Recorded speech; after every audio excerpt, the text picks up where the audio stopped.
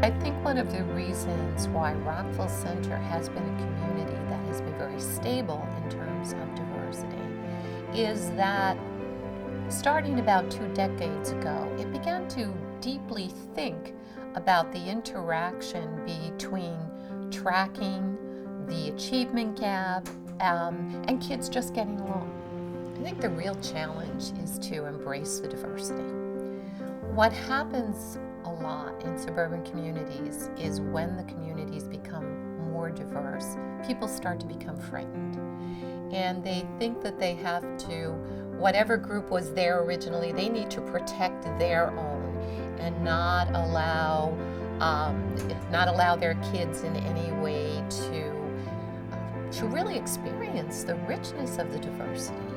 I don't even notice that we're all different. I tend to not really think like that. I have all different types of friends, different grades, different races, where they live, it's all different. Embracing diversity, seeing it as a strength, making it work, making sure that all kids get access to high-track curriculum with lots of supports as needed is really the key to success. I love the kids in the city and I love the kids out here in the suburbs. The one main difference that I do see with Southside is that we're able to really maximize learning for all the children in various ways. Kids in the city are definitely motivated, but I feel may not necessarily have all the resources and are certainly deserving of it, but for whatever reason, that's the equity is just not there. With the inclusion, you see that you have to differentiate your instruction. You have to, meet the needs of the learners where they are. But you also have to challenge them. And the students are very flexible. They really adjust well to various circumstances that you place them in. I like how everyone is equal because we're all at the equal thing. So it's not oh, I'm not going to try less because I'm in a lower class. I'm not going to try harder because I'm in the harder class. We're all, it's in our hands to apply ourselves. So Southside has extra help every single morning. We call it zero period, and it's for 40 minutes or so. And everyone can come and go to extra help.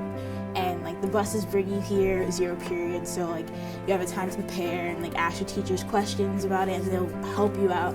The classroom is a very important space and place to integrate. Kids learn from each other as much as they learn from a teacher.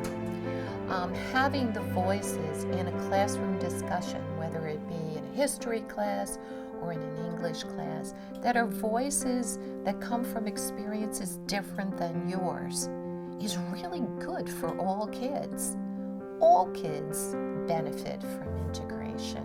Right now, what I'm going through, really, while I'm assimilating to the different cultures, learning how they act and what they like to do, and I'm finding out that they're the same as me, they're similar every way.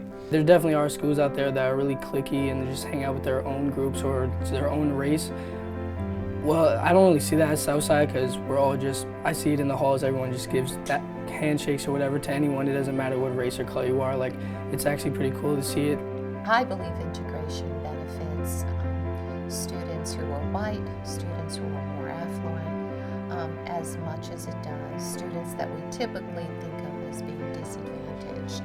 The kids at Southside are more prepared for a diverse world because they have learned to listen to the voices, and they have learned from the voices of those who have lives that are very different from theirs. When I was in school, I always didn't feel like I fit nicely into a particular group. And being here, it's a world of difference. I feel like I'm more comfortable with different people because of the fact that I am in a school that's diverse. We've seen achievement rise. We have not seen it go down. We still see our high-achieving kids get into great colleges. Our IB scores have stayed high. As we become more heterogeneous, we've become more ingenious. And all kids have really prospered from that experience.